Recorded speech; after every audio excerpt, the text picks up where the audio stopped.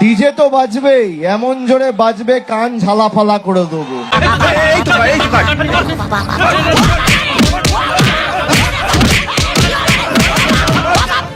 ও বাবা, বাবা গো, ওরা কি আমায় মার্ডার করতে চেয়েছিল? গরু চুরি, কয়লা চুরি, রেশন চুরি, সমস্ত চুরি করে করে আজকের আমাদের পশ্চিমবাংলাটাকে শেষ করে দিয়েছে। কান্দো না গো দিদি।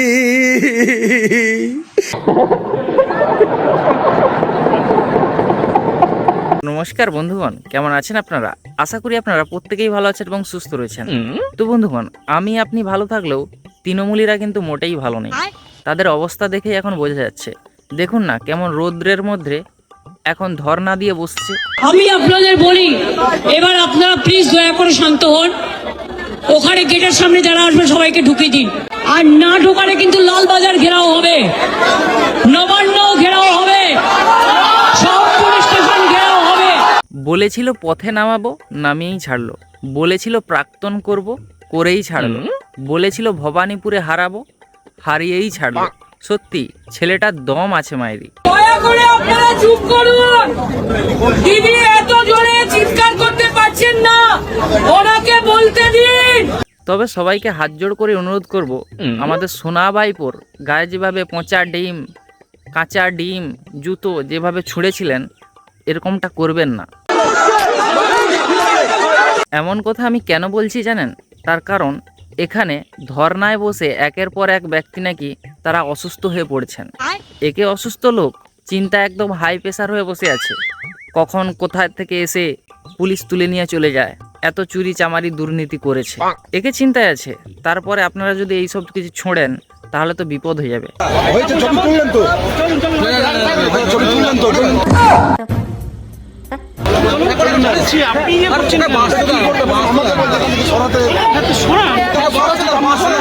আমাদের প্রিয় কুণাল বাবু, তিনি ধর্ণা মঞ্চে এসে অসুস্থ হয়ে পড়েছেন।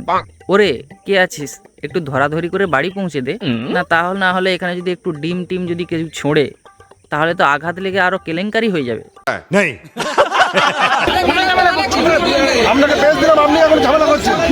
এক আধ দিন ধর্ণা করতে এসে এই অবস্থা, তাহলে একবার চিন্তা করুন সেই সমস্ত চাকরি প্রার্থীদের কথা, সেই সমস্ত চাকরিহারা শিক্ষকদের কথা, যারা কিনা দিনের পর দিন এই পথেই ছিলেন, যাদের চাকরি কেড়ে নেওয়া হয়েছিল, যারা আন্দোলন করেছিল কিন্তু তার বদলে মার খেয়েছিল, পুলিশের ডান্ডা খেয়েছিল।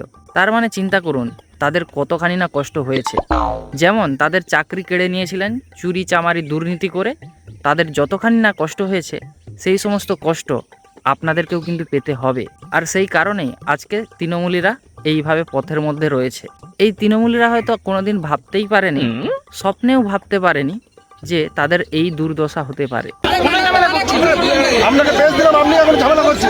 ভাই এখনো 59 মাস বাকি রয়েছে। এতদিনে আমাদেরকে যে কত ভেলকি, কত নাটক যে দেখতে হবে তা আপনারা বুঝতেই পাচ্ছেন। যেমন কিছুদিন আগে ভাইপো, আমাদের সোনা ভাইপোর গায়ে নাকি ডিম ছোড়া হয়েছিল। অভিযোগ উঠছে যে তিনি নাকি নিজের জামা নিজেই ছেঁড়ার চেষ্টা করছিলেন। সোনারপুরে নিজের জামা নিজেই ছেঁড়ার চেষ্টা ভাইপোর। আমাদের সোনা ভাইপো নিজের জামা নিজেই টেনে ছেড়ে দিচ্ছে। খেলা হবে আগের থেকে জানতে পেরে হেলমেটটা সাথে করে নিয়ে গেছে। আবার ডিম ছুঁড়তে বলেছে যাতে পাথর ছুঁড়লে ওর বেশি আঘাত না লেগে যায়। আবার শুনছি নিজেদের লোকেদেরকে নাকি বলে রেখেছে যে হালকা করে একটু আদর করে দিস। কি কালার খেলিয়েছে তো করে দিয়েছে। দাদা আপনি বলছেন মাঠে থাকবেন, কিন্তু নিরাপত্তা তো আপনার নেই। যেখানে আমার নিরাপত্তার দরকার নেই, মানুষ নিরাপত্তা দেবে, আমাকে প্রাণে মারলে মারুক। জীবন যাক, সমস্যা নেই, কিন্তু সোনার চেনটা যেন সুরক্ষিত থাকে, কারণ সোনার চেনের যা এখন দাম। দেখুন অভিষেক বন্দ্যোপাধ্যায় গলার চেনটা নিজেই খুলছে, খুলে নিজে পকেটে ঢুকিয়ে নিচ্ছে। মানে তখনও ভয় পাচ্ছে যে আবার চেন টেন না চলে যায়, সোনা তো বড় দামি, আমি সোনার চেনটা বাবা পকেটে ঢুকিয়ে নিচ্ছি। ওরা তো ভালো কাজ করেছে, চোর হোক জাত ভালো। দাদা আপনি বলছেন মাঠে থাকবেন, কিন্তু নিরাপত্তা তো আপনার নেই। যেখানে আমার নিরাপত্তার দরকার নেই, মানুষ নিরাপত্তা দেবে, আমাকে প্রাণে মারলে মারুক। যতদিন বাঁচবো মাথা উঁচু করে রয়্যাল বেঙ্গল টাইগারের মতো লোক। সোনা ভাইপো বলে কি নাকি রয়্যাল বেঙ্গল টাইগারের মতো নাকি লড়বে। 4 আনার লকুমদানা, তার আবার ক্যাশ মেমো। ওই যে বললাম সব কাটতে পারবে, লড়াইয়ের মানসিকতা কাটতে পারবে না। আমার নিরাপত্তার দরকার নেই। যতদিন বেঁচে থাকবো ততদিন এদের বিরুদ্ধে লড়াই করে যাবে। এটা রুখে দেখ, এটা আটকে দেখ। আপনি বাংলার যুবরাজ গরিবের কথা ভেবে গরিবের পাশে থাকতে যেয়ে নিজেরই একটা রাজপ্রাসাদ তৈরি করে ফেলেছেন। আপনি বাংলার যুবরাজ গরিবের কথা ভাবতে যেয়ে আপনি নিজের ব্যাংক ব্যালেন্স বাড়িয়ে ফেলেছেন। আপনি বাংলার যুবরাজ গরিবের কথা ভেবে আপনি আপনার সম্পত্তি ধীরে ধীরে বৃদ্ধি করে গেছেন। আপনি বাংলার যুবরাজ, আপনার এই কঠোর পরিশ্রমকে আমি স্যালুট জানাই। না চোর বলবো তো চোর হোক, যার ভালো। কথা দিচ্ছি 4 তারিখ ফল ঘোষণা হওয়ার পর এদের মাছের বাজারে বসিয়ে এদেরকে দিয়ে মাছ বিক্রিও করাবো, মাংস দোকানে বসিয়ে মাংস বিক্রি করাবো, ডিম বিক্রি করাবো। বাঙালির জেদ আমাদের জেদ, এরা চেনে না, আমাদের জানে না।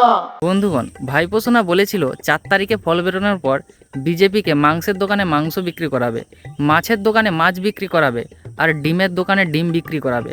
কিন্তু ফল তো বেরিয়ে গেছে, কিন্তু ভাইপো তেনার কথা তিনি রাখতে পারেননি। কিন্তু সাধারণ জনগণ, এই বাংলার সাধারণ জনগণ তাদের কথা কিন্তু রেখেছে। ভাইপোর ডিম ভাইপোকেই রিটার্ন দিয়ে দিয়েছে।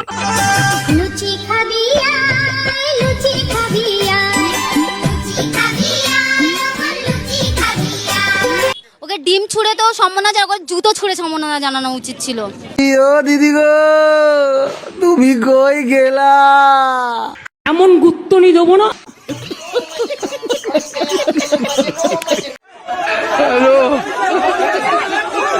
যে ভাবে মাথাটা বেঁচে গেছে, খালি আমরা একটা হেলমেট পরেছিলাম। ডিজে তো বাজবেই, এমন জোরে বাজবে কান ঝালাফালা করে দেবো। কুকুর মানুষের পায়ে কামড়ায়, মানুষ কুকুরের পায়ে কামড়ায় না। আমরা ওই রকম জামাতি তৃণমূল নই। আমরা বলি না 4 তারিখে দুপুরের পরে ডিজে বাজবে। আমরা ভয় পাওয়ার লোক নই। আপ কাহা কে জ্ঞানী বাবা?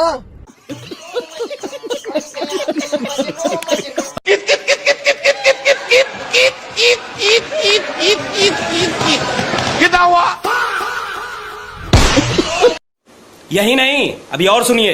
A stone was thrown at my head. It is now 2 hours. Yes. Yes. বন্ধুগণ, দেখতে পাচ্ছেন তো আমাদের কল্যাণদা, আমাদের কল্যাণদা সাংবাদিক সম্মেলনে সাংবাদিকের সামনেই তিনি তেনার মাথাটা দেখাচ্ছেন, তেনার কোথায় আঘাত লেগেছেন। তেনার নাকি রক্ত কিসব যেন বেরিয়ে গেছে। তো দেখতেই পাচ্ছেন কতটা কি বেরিয়ে গেছে আর কি। এতদিন আমরা তৃণমূল দলটাতে কি দেখতাম, যারা অভিনয় করত তারা তৃণমূল দল করত, কিন্তু বর্তমান সময় এখন কি দেখতে পাচ্ছি, যারা তৃণমূল দল করে তারা আবার ঘুরে অভিনয় করতে চাইছে না। তো গত ভিডিওয়ে আমি দেখিয়েছিলাম না আপনাদের, আমাদের কল্যাণবাবুর মাথায় কতটা আঘাত লেগে গেছে, নাকি সেখান থেকে রক্ত কিসব যেন বেরোচ্ছিল। আর এখন আজকে দেখুন ধর্নার বসে তিনি কিভাবে হাসাহাসি করছেন।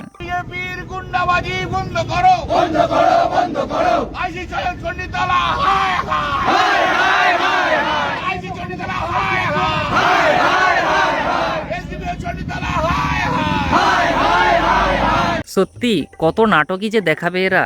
না, এগুলোকে নাটক বলবো না তো আর কি বলবো বলুন। একে তো প্রেস মিডিয়ার সামনে উনি অভিযোগ করেছিলেন আমার মাথাটা ফাটিয়ে কল্যাণ করে দেওয়া হয়েছে, আর এখন বসে বসে হাসছেন। কি বলবেন আপনারা? মাথা দিয়ে রক্ত বেরোচ্ছে, আমি তা সত্ত্বেও আমি আপনাদের কাছে বলতে এসেছি একটাই কথা, আমার আর বলার মতো শক্তি নেই। এই যে আরেকটা ষাঁড়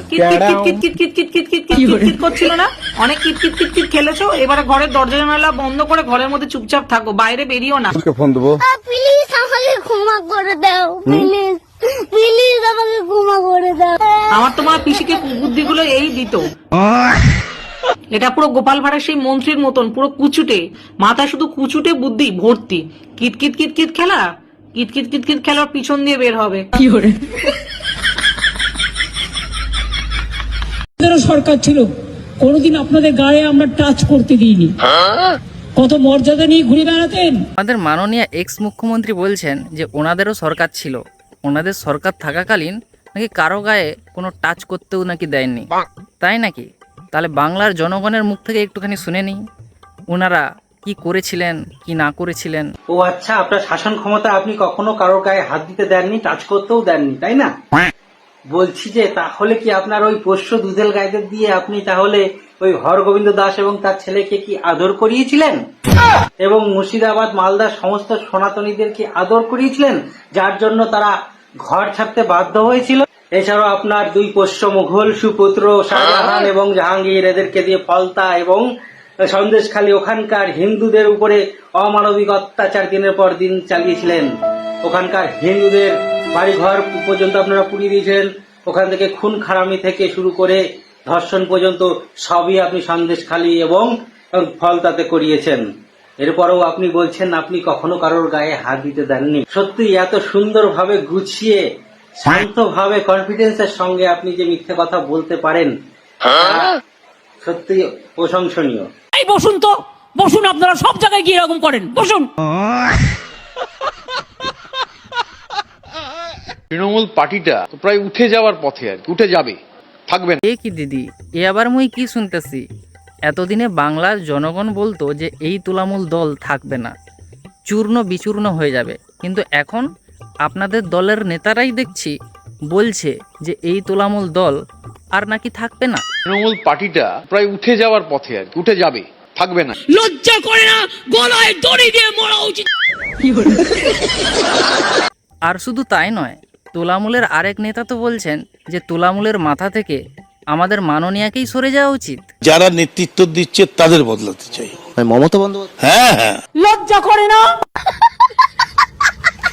এই যে প্রাতিষ্ঠানিক দুর্নীতির বিরুদ্ধে সর্বস্তরে নিশ্চয়ই কিছু বলার প্রয়োজন আছে। অন্যায় করবে দল আর তাই দাঁড়িয়ে নেব আমরা, কেন, কিসের জন্য? আর এই সব কিছুর প্রভাব, যাকে বলে ইংরেজিতে ইফেক্টস, সেটা কি জানো? এটা 6ই মে কালীঘাটের বাড়িতে তৃণমূল নেত্রী যে বৈঠক দেখেছিলেন, সেখানে জয়ী 80 জনের মধ্যে উপস্থিত ছিলেন 71 জন। 19 মে দ্বিতীয় বৈঠকে সেই সংখ্যাটাই নেমে আসে 65-তে, আর 31 মে তা একেবারে তলানিতে গিয়ে দাঁড়ায় 20-তে। মানে এই 2026 সালের বিধানসভা ভোটে তৃণমূল দল থেকে মোটামুটি 80 জন জিতেছে, তার মধ্যে মাত্র কজন হাজির হচ্ছে? মাত্র 20 জন। মানে তৃণমূলীরাও তৃণমূলীদের পাশে নেই। 30 মে তা একেবারে তলানিতে গিয়ে দাঁড়ায় 20-তে। ও দিদি, শেষ পর্যন্ত সামনে পিছনে মিলে 4 জনকেও পাবেন তো? তুই সমঝা? হ্যাঁ, নাই তুই সমঝা নেই। দল থাকবে না এটা আমি নিশ্চিত। আমি শুধু কেন, আমাদের দলের অনেক প্রবীণ সাংসদও বলেছেন দল থাকবে না। তৃণমূল কংগ্রেসটাকে আপনারা ভাঙতে চান, যতই ভাঙার চেষ্টা করুন এটা আরো শক্তিশালী হবে। Are you comedy me? যাই হোক, এবারে আমরা একটু বাংলার জনগণ কিভাবে কি মিম বানিয়েছে এই পলিটিক্যাল পার্টির নেতা নেত্রীদেরকে নিয়ে, আমরা সেটুকু একটু ছোট্ট করে দেখব আর একটু মজা নেওয়ার চেষ্টা করব। চলুন। ছাড়া ক্ষতি নেই, দিদি ছাড়া গতি নেই। ও মাই গড, মা বোনেরা সব ভিগড়ি আছে, ওই টাকা দেয় মমতা ব্যানার্জি ছুড়ে ছুড়ে, আর গিয়ে সব লাইন দিয়ে দাঁড়িয়ে থাকে। ভাই এ কি অবস্থা? দেবাংশ, আয় ভগবান। মুহাম্মাদুর রাসূলুল্লাহ, বিসমিল্লাহির রহমানির রহিম। ভাই চারিদিকে শুধু ভাইরাল কন্টেন্ট ভাই। বাহ, সুন্দর। এই সায়নী ঘোষকে সায়নী বিবি, সায়নী মোল্লা, সায়নী শেখ এই সমস্ত কিছু না বললে ভালো হতো, কারণ উনি সবসময় লাইল্লা কী সব যেন করেন, তারপরে ওই নদিয়ায় নবী এলো মিনা আমার ঘরে না কী সব বলেন, শুধু এই সমস্ত গানই শুধু ওনার মুখে লেগে থাকে।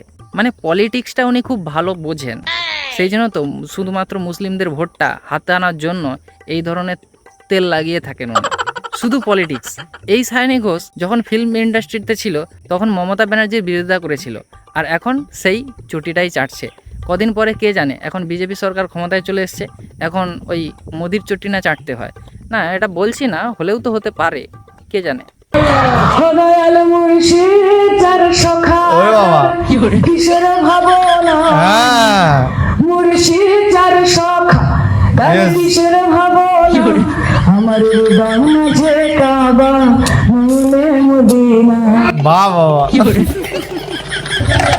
হৃদয়ে মাঝে কাবা নয়নে মোদি না, একদম ভরে দিয়েছে বাংলার মানুষ। তোমার হৃদয়ে কাবা, যেখানে ওই হৃদয়ে মাঝে কাবা নয়নে মদিনা গানটি গিয়েছিলেন, ওখানে মোল্লা ভোটগুলোও পড়েনি, ওই আইএসএফ সিপিএম কংগ্রেস এরাই খেয়ে নিয়েছে।